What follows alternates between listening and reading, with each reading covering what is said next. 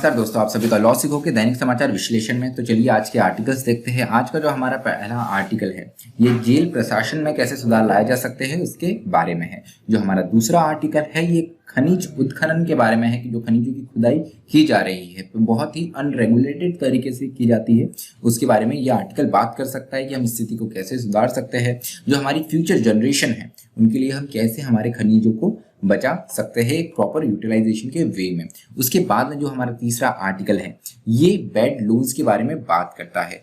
उसके साथ में बैड लोन्स की अगर हम बात करें तो यहाँ पे एनपीए की बात आ जाती है कि कैसे नॉन परफॉर्मिंग असेट जो है उनसे निपटा जा सकता है। उसके लिए असेट रिकंस्ट्रक्शन कंपनी को गठित करने की प्राइवेट लेवल पे और पब्लिक लेवल पे बात की जा रही है, तो उसके बारे में ये आर्टिकल बात करता है। बहुत ही अच्छा आर्टिकल है, हम इसको बहुत विस्तृत रूप में डिस्कस करेंगे। तो चलिए मैं आगे बढ़ूं उससे पहले लॉ सिखो की कुछ कोर्सेज और पैकेजेस है। इन्हीं में से एक कोर्स है लॉ ऑफ द कोर्सेज जो कि हमारी जुडिशरी की प्रिपरेशन के लिए है। उसके अलावा लॉ सिखो की और भी कुछ कोर्सेज है, इन सारे कोर्सेज की जानकारी आपको लॉ सिखो की वेबसाइट पे मिल जाएंगी। तो चलिए आज का एमसीक्यू देखते हैं। वो ये है कि माउंट सेमेरो एक वॉल्केनो है, इसका इरप्शन की घटना अभी हाल ही में हुई है। तो ये निम्न में से किस देश में हुई है वो आपको बताना है। आपका ऑप्शन ए है केन्या, ऑप्शन बी है इटली, ऑप्शन सी है जापान, ऑप्शन डी इंडोनेशिया। जो भी आपका उत्तर हो कमेंट बॉक्स में जरूर लिखिएगा। तो चलिए वर्णनात्मक प्रश्न की ओर बढ़ते हुए यह है कि प्रिजन एडमिनिस्ट्रेशन जो जेल प्रशासन है भारत में उसमें क्या सुधार लाने की आवश्यकता है। उसके अलावा हमारे भारतीय आपराधिक सिस्टम जो है, भारतीय आपराधिक प्रणाली जो है उसमें प्रिजनर्स जो कैदी है उनके क्या अधिकार हैं, उनके क्या राइट्स है वो आपको बताने हैं। तो चलिए हमारा पहला जो आर्टिकल है कि कोविड-19 के दौर में जेल इनमेट्स जो है, जो अपराधी है उनके क्या राइट्स है और वहां पे कैसे डीकंजेशन की एक समस्या देखने को मिली है। तो समाचार में ये कैसे आया, तो 1400 जो प्रिजन्स है हमारे देश में उसमें करीब 4.5 लाख प्रिजनर्स रहते हैं जो कि वायरस को बढ़ने के लिए एक बहुत ही अनुकूलित माहौल पैदा करते हैं। तो यहाँ पे अराउंड 3.3 लाख जो 3,30,000 जो कैदी है वो तो केवल अंडर ट्रायल है। अगर हम सेक्शन 167 सीआरपीसी के अकॉर्डिंग देखें तो कुछ आंकड़े दिए गए हैं इस आर्टिकल में जो कि बहुत महत्वपूर्ण है कि ये केवल भारत की समस्या नहीं है, उसके अलावा जो दूसरे देश हैं जहाँ पे आपराधिक प्रणाली जो है भारत से कई ज्यादा अच्छी है वहां भी ये समस्या देखने को मिलती है। तो मार्च 2020 की अगर हम बात करें तो 40 public health expert called federal prisons and immigration centre as a breeding ground for uncontrolled transmission.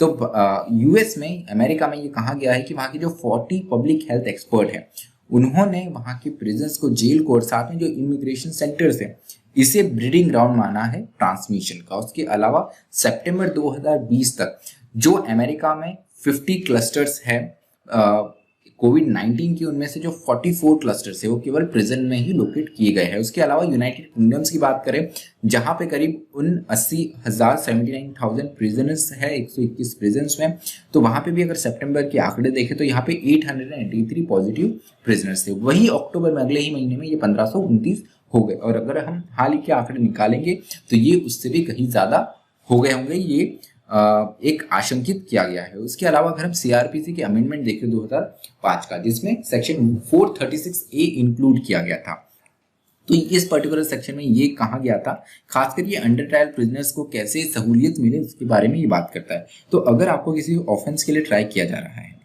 और उस पर्टिकुलर ऑफेंस में जो सजा सुनाई गई है जो है हमारे कानून में, उसकी अगर आप आधी सजा गुजार ले प्रिजन में तो फिर आपको यहाँ पर एक बेल मिल सकता है ऑन अ पर्सनल बॉन्ड जो कि विद और विदाउट श्योरिटी हो सकता है।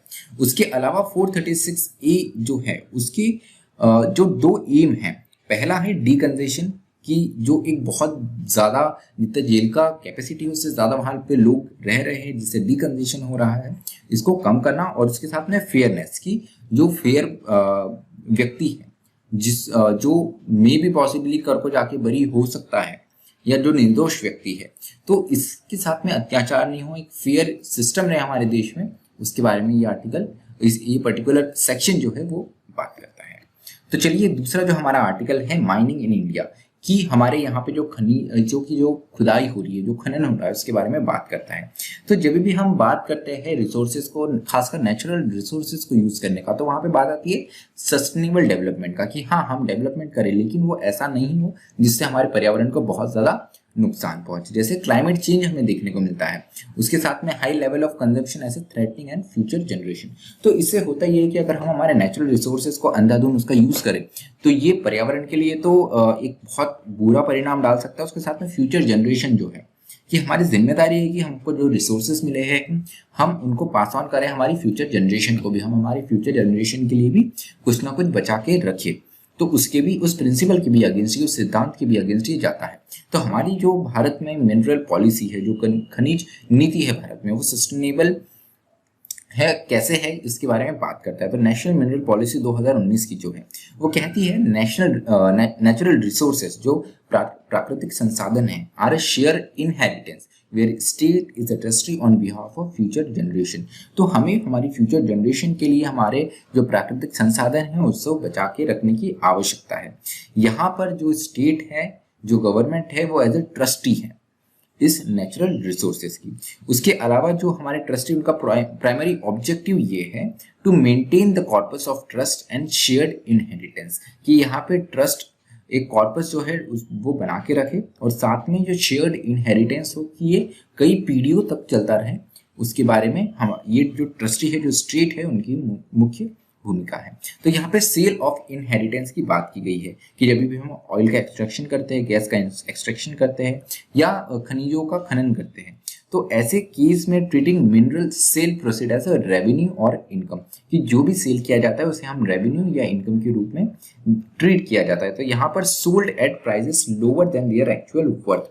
तो राइटर बताते हैं कि ये जो खनिज है, ये प्राकृतिक संसाधन है, इन्हें बहुत कम प्राइस पे बेच दिया जाता है उनकी एक्चुअल वर्थ से, जो कि अपने आप में काफी ज्यादा गलत है। अगर हम गोवा में देखें तो यहाँ पे एनुअल रिपोर्ट जो आई है वेदांता की, उनका ये मानना है कि 2004 से जो 2012 में करीब 95% of value of its mineral ये गोवा ने खो दिए हैं। तो 95% तक करीब करीब पूरे ही मिनरल जो है वो गोवा ने खो दिए हैं। तो यहाँ पे कुछ स्टेप्स की जरूरत है। सबसे पहले गवर्नमेंट का जो अकाउंटिंग स्टैंडर्ड एडवाइजरी है उसको इम्प्रूव करने की आवश्यकता है, जिससे पता लगे कि कितने हम जो हमारे मिनरल्स हैं उन्हें यूटिलाइज कर रहे हैं, कितने हमारे प्राकृतिक संसाधनों को यूटिलाइज कर रहे हैं। उसके साथ में achieve zero loss in value while extracting capture full economic rent. तो यहाँ पर एक जीरो लॉस इन वैल्यू हमें एक चीज ध्यान में रख के यहाँ पर चलनी है। उसके अलावा सेल प्रोसीड्स जो है, जो हम सेल करते हैं उसका जो प्रोसीड्स है उसे हमें फ्यूचर जनरेशन फंड के रूप में सेव करने की आवश्यकता है, जैसे नॉर्वे में किया जा रहा है। तो यहाँ पे बेनिफिट है कि dividends rise in saving end funds for long term investment. तो यहाँ पर जो उसे फंड्स आएंगे एक लॉन्ग टर्म इन्वेस्टमेंट में यूटिलाइज किए जा सकते हैं। 2014 में सुप्रीम कोर्ट का Goa foundation versus union of India and others के केस में भी सुप्रीम कोर्ट ने कहा है कि गोवा आयरन और परमानेंट फंड बनाया जाए। उसके अलावा कुछ प्रिंसिपल्स हैं उन्हें फॉलो करने की आवश्यकता है। सबसे पहले fully constitutional promoting justice, liberty, equality and fraternity, कि जिस तरीके से माइनिंग की जा रही है उसमें एक कॉन्स्टिट्यूशनल बिहेवियर, उसमें एक संवैधानिक मूल्य हमारे दिखे, जिसमें न्याय की बात हो, जिसमें स्वतंत्रता की बात हो, जिसमें समानता की बात हो, जिसमें भाईचारे की बात हो, साथ में moral, ethical, fair, right and sustainable. तो यहाँ पर मॉरली सही होना चाहिए नैतिक रूप से, और साथ ही इथिकल रूप से भी एक सही प्रिंसिपल बना के हमें माइनिंग करने की आवश्यकता है, खनन करने की आवश्यकता है। तो जब भी हम सस्टेनेबल डेवलपमेंट की बात करते हैं तो यहाँ पे यूनाइटेड नेशंस ने जो 17 गोल्स दिए हैं 2015 से 30 के लिए, एसडीजीज जिन्हें हम कहते हैं, उनकी बहुत ज्यादा आवश्यकता है। हम उनको ही लेकर जो भी हम डेवलपमेंट एक्टिविटी करते हैं हमें आगे उन्हें देखकर बढ़ना चाहिए।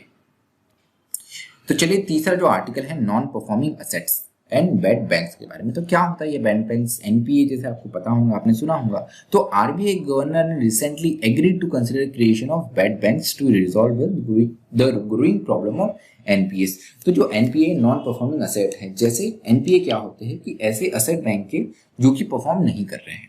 फॉर एग्जाम्पल, आपने किसी बैंक ने किसी घर खरीदने के लिए किसी कस्टमर को लोन दिया है। अब अगर वो कस्टमर उस पर्टिकुलर लोन का रीपेमेंट प्रॉपर नहीं करे तो अब यहाँ पर ये बैंक का तो एज ए असेट होता है जो उसने लोन दिया हुआ है, जिसका उसको इनकम रेगुलरली मिल रही है। तो अगर यहाँ पर रीपेमेंट प्रॉपर नहीं होता है तो वही पर्टिकुलर जो लोन है जो उसके लिए असेट है वो as a non performing asset उसका बन जाता है, जो कि परफॉर्म नहीं कर रहा है। तो बैड बैंक्स की बात करिए कि अप्रूव एक सांकेतिक रूप से आरबीआई गवर्नर ने बताया कि हाँ बैड बैंक बनाया जा सकता है। तो ये बैड बैंक क्या होता है, इसका जो इंट्रोडक्शन है ने 1988 में यूएस बेस्ट मेलन बैंक के द्वारा किया गया है। So a bank with bad asset to start with, तो ऐसा बैंक जिसके पास में बैड एसेट हो, तो बैड एसेट होने के कारण ही इसका नाम बैड बैंक है। So technically an asset reconstruction company, तो बैड बैंक एक्चुअली में होता है असेट रिकंस्ट्रक्शन कंपनी। ये क्या करता है कि जो बैंक्स हैं उनके बैड लोन्स वो खुद ले लेता है जिससे बुक क्लियर हो जाए उस पर्टिकुलर बैंक की। जैसे एसबीआई है, तो एसबीआई के पास में बहुत सारे नॉन परफॉर्मिंग असेट्स है।